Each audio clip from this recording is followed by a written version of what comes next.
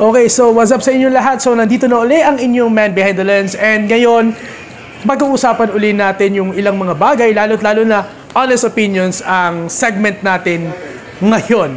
So for the past years, so I'm really being hooked up on doing several things, especially related dun sa tinuturo ko, which is social science. So kung alam nyo naman, nagtuturo ako under humanities and social sciences strand sa school na aking pinagtuturuan ngayon.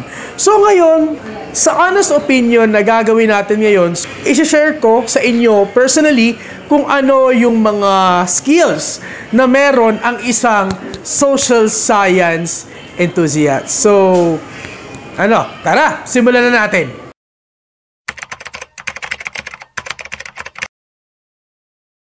So, bago tayo mag-proceed sa ating usapan ngayon, so, shout out muna dito sa tatlong tao na to. So, shout out kay Miss Emerald Feliciano, Ma'am Shekinah Villa, and Miss Charlene Baila. So, these three people actually recommended this topic to me. So, sila yung nagsuggest na i-push through ko yung topic na to ngayon. So, ngayon, discussion na tayo. So, ano nga ba yung skills na dapat meron ang isang social science enthusiast? So, kung ako ang tatanungin, meron akong ilang mga bagay na na-discover sa sarili ko na madalas kong ginagawa. And sa paniniwala ko, ito yung talagang ito yung talagang skills na dapat meron yung isang individual na well-oriented when it comes to the discipline of social sciences. And here is number 1.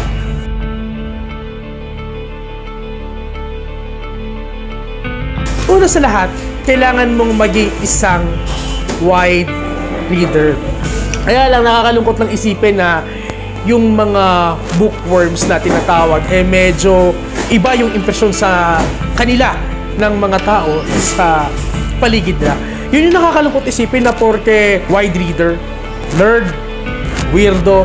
Guys, sa pagkakataong ito, ipagtatanggol ko yung mga gantong klase ng tao. Kasi I myself was also a wide reader. Most especially, pag nakakahagilap ako ng isang particular na libro, article, or journal, talagang talagang binabasa at binabasa ko yan. Aminin man natin o hindi, becoming a wide reader has a benefit na nakaka-gain ka, nakaka-gather ka ng mga information na needed at deserving na malaman mo. Kaya dun sa mga bookworms dyan, so don't stop reading. Alam naman natin na marami tayong information na napapala dyan. So, as a social science enthusiast, being a wide reader has a very big advantage. May mga nakukuha kang information, may mga panibagong ideas at perspectives ka rin na natutuklasan. At aminin man natin hindi, yung mga info at ideas na to, malaki ang naitutulong sa atin. Kaya hindi po masama na ikaw ay maging isang wide reader o maging isang bookworm. Pangalawa, kailangan mo rin maging isang avid viewer. Lalo na ngayon, we are highly influenced by both social media and mass media. Diba? Pag nakakapanood tayo ng mga news and documentaries, ang dami nating info din na nakukuha galing dyan. Lalong-lalo na if we tend to watch some stories online. When it comes to that, kung naging interesado ka sa isang particular na topic, sa isang particular na documentary, if I were you, if you are really interested, tapusin mo yan. Kasi pag natapos mo yan, malaking advantage at malaki rin ang naitutulong sa iyo niyan. So, at some point, ako, bilang isa ring social science teacher, I was able to put those things that I learned as an example to my students. Kasi, pag nanonood ka ng mga ganyan, so parang may mga may mga bagay ka rin na na-open up, may mga bagay ka rin na nadi-discover at na-explore. Kumbaga parang being an avid viewer helps you to be more connected dun sa society na ginagalawan natin sa kasalukuyan.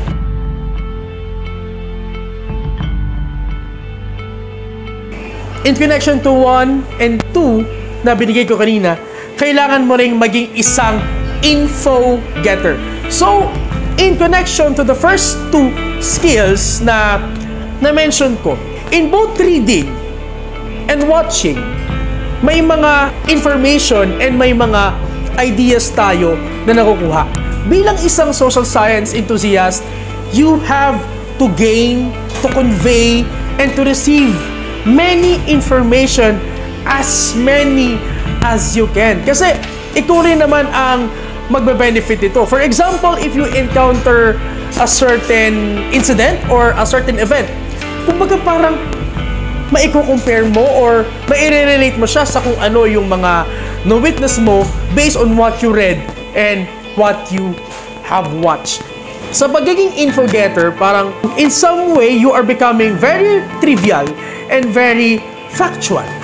Kasi yung mga informasyon na yun, may i-apply natin yan sa pang-araw-araw nating pamumuhay. Yun yung paniniwala ko doon. Kasi, to be honest, yung mga ideas na nakukuha ko, nagagamit ko siya not just as a teacher, but also as an individual. And malaki ang pasalamat ko dun sa mga informations na nakukuha ko.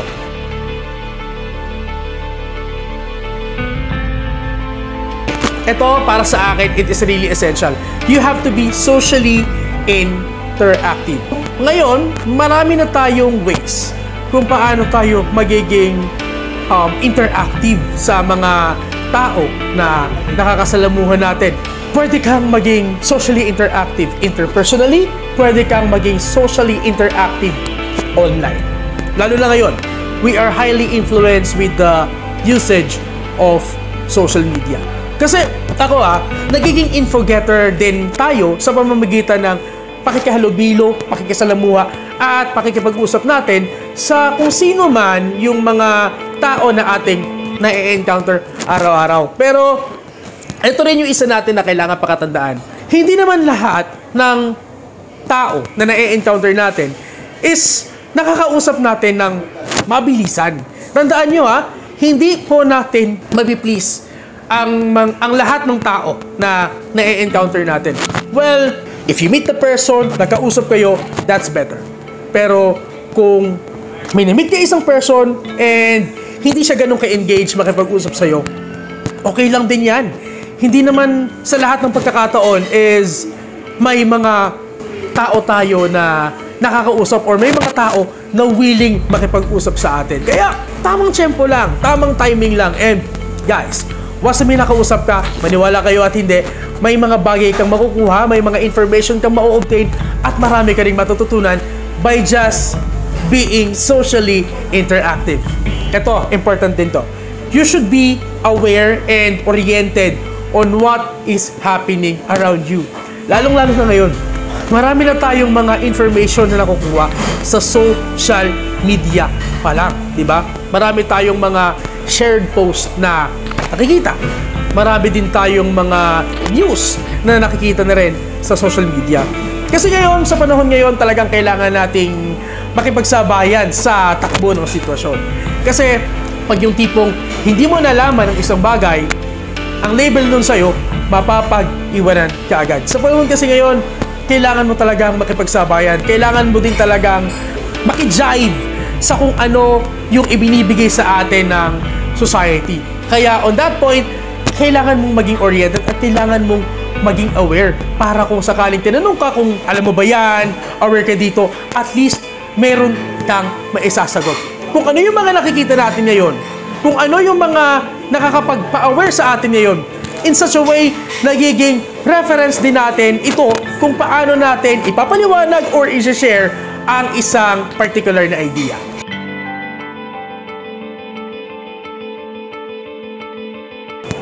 Kailangan din po natin na maging analytic.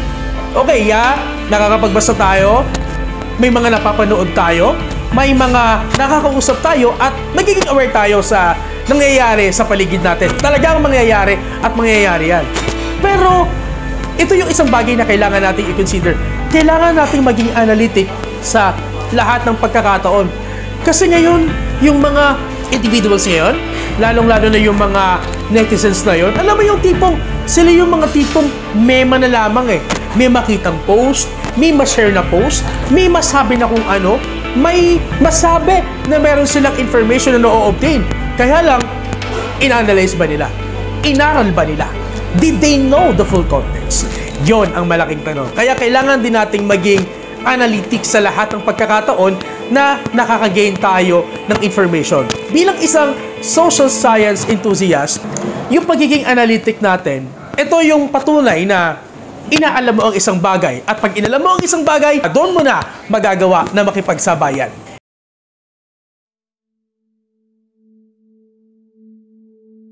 This is what I learned from my political economy professor. Kailangan mo ng pruweba. Shout out sa lahat ng mga students na nagte-take up ng practical research, lalong-lalo na sa senior high school. I hope this one will help you. Itong sasabihin ko ngayon, sana makatulong sa inyo. Okay? So, sa pag-gather natin ng data, sa pag-gather natin ng reference, malaki ang naitutulong nito kung paano mo ipinapaliwanag yung research na inaaral mo. Guys, wala namang researcher na tinatrabaho na lang ang research nila ng pabasta-basta. In the perspective of the sociologists, anthropologists, and historians, ayan kailangan mo ng ebidensya kasi yung proofs na yon, yung evidence na yon, magiging malaking suporta mo yon kung paano mo i-explain yung mga bagay na nakikita mo, na-oobserbahan mo at inaaral mo.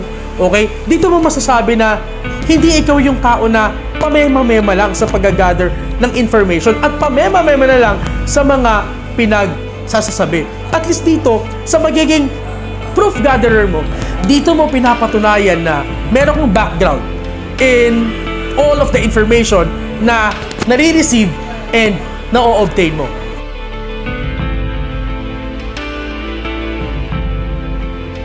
Always look at both sides. Kagaya nga ng sinasabi sa isang saying, always look at both sides of the coin.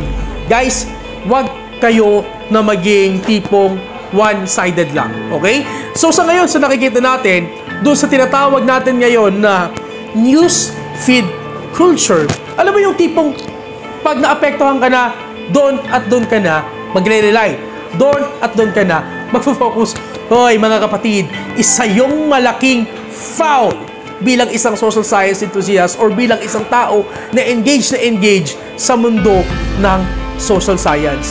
Kailangan tinitingnan natin lahat ng perspectives, lahat ng idea, lahat ng anggulo. Kaya nga kaya nga may mga reference tayo Kasi may mga reference na nabibigyan tayo ng samut-sari na mga ideology and perspective. At least, matutulungan din ito na tingnan mo yung bigger picture, di ba? Na hindi lahat na nakikita mo, either way, positibo o negatibo, yung epekto na nadadala nito. Sa gantong pagkakataon, sa gantong instance, ikaw ay yung tipong balanse na mag-isip. Alam mo, ang laking tulong nun na ibibigay mo parehong side. So, kung ako nga, lagi ko sinasabi sa mga nakikilala ko, sa mga students ko, sa mga katrabaho ko, lagi ko sinasabi yung term na in a 50-50 straight. Kasi, pag nag-focus ka sa isang side, hindi mo na kasi nakikita yung kabila Diba? Actually, yung pagiging one-sided, yan ang punot dulo ng mga mabibigat na debates and arguments. It starts a conflict kasi. Kaya, guys, yun yung may papayo ko. Always look at both sides. Don't be biased. Huwag kang tumingin ng kung ano yung magiging paborito mo, kung ano yung papaboran mo. Huwag nating titingnan yon. Hindi naman masamang maging favorable tayo sa isang particular na idea or situation. Pero, guys, if necessary, kailangan mo ring aralin, kailangan mo ring i-analyze yung kabilang side.